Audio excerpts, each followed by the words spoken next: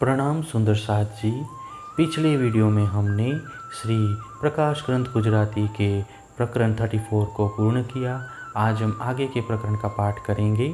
सुंदर साथ जी, अगर आपको यह वीडियो अच्छा लगता है तो प्लीज़ लाइक और कमेंट करें, और जो भी सुंदर साथ आपके साथ जुड़े हुए हों उन सबको भी यह वीडियो अवश्य शेयर कर दें। सुंदर साथ जी, जिन्होंने अब तक हमारे इस चैनल को सब्सक्राइब नहीं किया वे प्लीज़ इस चैनल को सब्सक्राइब कर दें, ताकि आने वाले नए वीडियो का नोटिफिकेशंस आपको तुरंत मिल जाए।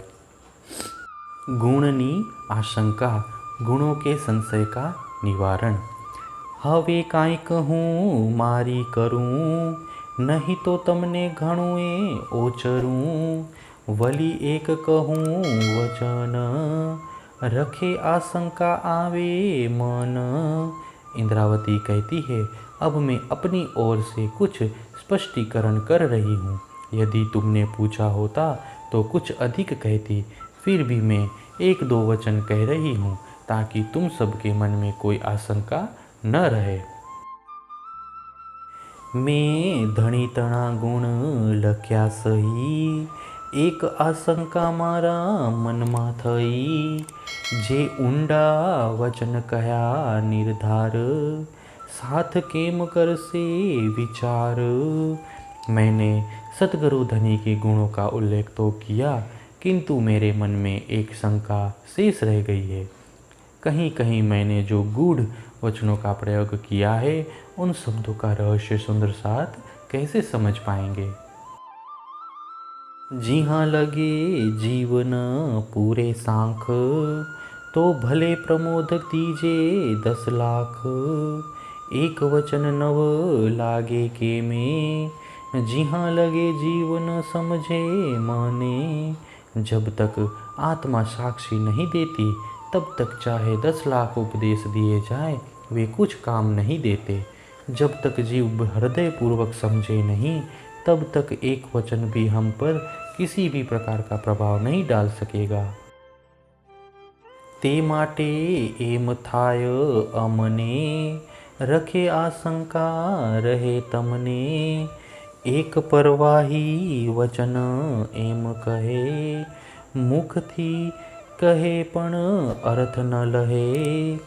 इसीलिए मेरे मन में ऐसा विचार आया है कि तुम्हारे मन में किसी भी प्रकार की आशंका नहीं रहनी चाहिए। व्यक्ति कभी कभी आवेश में अपने मुख से महत्वपूर्ण वचन तो कह देता है, परंतु उनका अर्थ नहीं समझाता है। सोए तना नाका मंजार, कुंजर के निकले हजार। एनो अर्थ पण आवसे सही, तारतम आशंका राखे नहीं। कोई लोग कहते हैं कि सुई के छेद से हजारों हाथी निकल जाते हैं। इसका अर्थ यथार्थ रूप में आगे आएगा, क्योंकि तारतम ज्ञान किसी भी प्रकार की शंका रहने नहीं देता। मैं गुण लखता कही लेखन अणी, रखे आशंका उपजे घणी। कथुआ ना पगना प्रमाण, लेखणों घड़ियो हाथ सुजान। मैंने सतगुरु धनी के गुणों का आलेखन करते समय लेखनी की बारीक से बारीक नोक का वर्णन किया, किंतु तुम्हारे मन में शंका न रहे इसीलिए मैंने कथुए की टांग जैसी बारीक नोक वाली लेखनी सावधानी पूर्वक बनाई।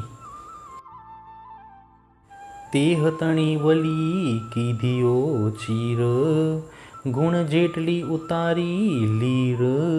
हवे रखे कहने आशंका रहे, तारतम आशंका नव सहे। फिर उसको भी बीच में से चीर कर धनी जी के जितने गुण लिखे थे उतने ही उसके भाग किए थे।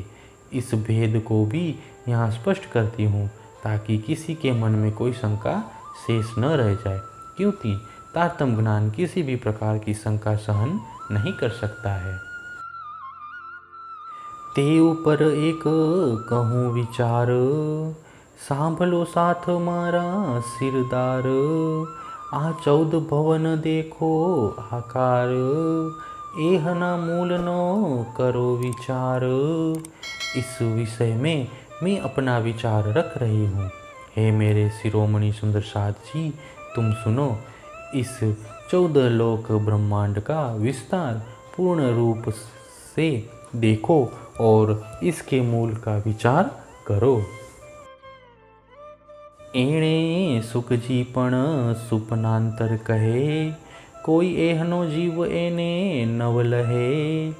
ए सुपन मूल ताछे समरथ, एहना मूल नो जुओ अर्थ। इस ब्रह्मांड को सुखदेव मुनि ने भी स्वप्नवत कहा है। कोई भी सांसारिक जीव इसका यथार्थ नहीं समझता है। इस स्वप्न का मूल तो शक्तिशाली नींद है। इस मूल का रहस्य विचार पूर्वक समझो। सुपन मूलता निंद्रा थई, जुओ जागीता कांये नहीं।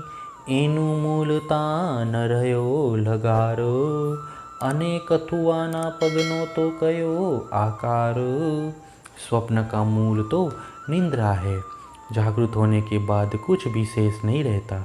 इस प्रकार स्वप्न के मूल निंद्रा का तो लेश मात्र भी अस्तित्व नहीं रहता है, किंतु कछुए की टांग का तो कोई न कोई आकार तो है ही। मूल विना तमे जुओ विस्तार, केवड़ों की दो छे आकार। तो आनो तो मैं कहयो आकार, तेहनो का नव थाय विस्तार। मूल आधारहीन इस स्वप्न के ब्रह्मांड का विस्तार देखो कि उसने कैसा और कितना बड़ा आकार धारण किया है। परंतु कछुए के पैर के आकार का तो मैंने वर्णन किया है, तो उसका विस्तार क्यों नहीं हो सकता। एम सोए तणा नाका मंजार, ब्रह्मांड के निकले हजार। हवे एह तणो जो जो अर्थ, गुण लखवा वालो समरथ। इस प्रकार अक्षर ब्रह्म की पलक रूप सुई के छिद्र में से हजारों हाथी रूपी ब्रह्मांड आ जा सकते हैं, अर्थात उदय और अस्त होते हैं। अब इसके अर्थ पर विचार करो, क्योंकि गुणों का उल्लेख करने वाले सतगुरु धनी समर्थ हैं और वे मेरे हृदय में विराजमान हैं। हवे केटलो तमने कहूँ विस्तार, एक एह वचन ग्रहजो निर्धार। हेथ करीने कहूँ छूँ साथ, ओलख जो प्राणनो नाथ। हे मेरे सुंदर साथ जी, अब मैं तुम सबको कितने विस्तार से कहूँ। तुम मेरे इस एक वचन को निश्चित रूप से ग्रहण करना। मैं तुम्हें प्रेम पूर्वक कहती हूँ कि प्राणाधार प्राणनाथ सतगुरु धनी को पहचानो। गुण लखवा वालो ते एह, आपण मां बैठा छे जेह। इंद्रावती कहे आते रेते, जेणे गुण की धाते ए रे ए। गुण लिखने वाले यही प्रियतम धनी सतगुरु हैं, जो सबकी अंतरात्मा में बैठे हैं। इंद्रावती कहती है कि ये वही है, निश्चित रूप से वही है जिन्होंने हम पर उपकार किए हैं। तारे कहवू होय ते कहे रे कहे, लाभ लेवो होय ते ले रे ले। तारतम कहे छे आरे आ, हजार बार कहूँ हारे हाँ। हे इंद्रावती, तुम्हें जो कहना है वो कहो, अवश्य कहो। जो लाभ लेना है वह अवश्य ले लो। तारतम वाणी कहती है कि यही सतगुरु हैं, यही सतगुरु हैं। एक बार नहीं, हजार बार कहती हूँ कि ये वही हैं।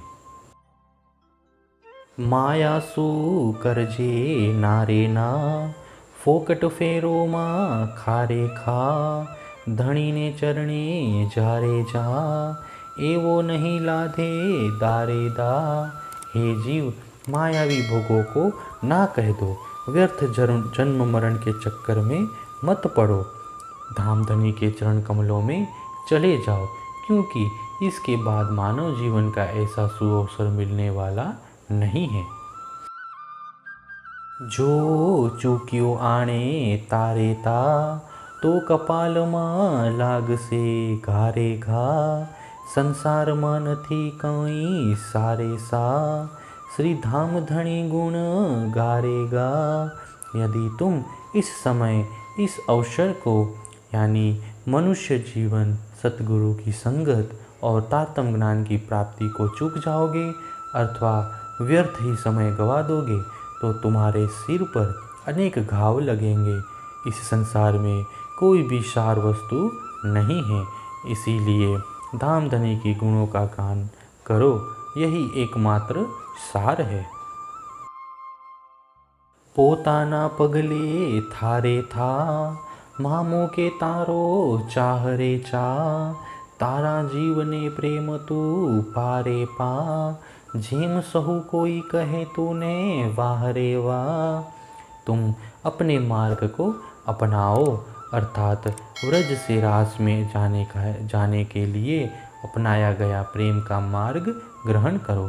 प्रियतम धनी से मिलने की चाह मत छोड़ो, अपने जीव को धनी जी के प्रेम का पान अवश्य कराओ, सब कोई तुम्हें वाह वाह कहेंगे। प्रकरण 35 चौपाई 1030। हे सुंदर साथ जी, इसी के साथ श्री प्रकाश ग्रंथ गुजराती का प्रकरण 35 पूर्ण होता है। नेक्स्ट वीडियो में हम आगे के प्रकरण का पाठ करेंगे। प्रणाम जी।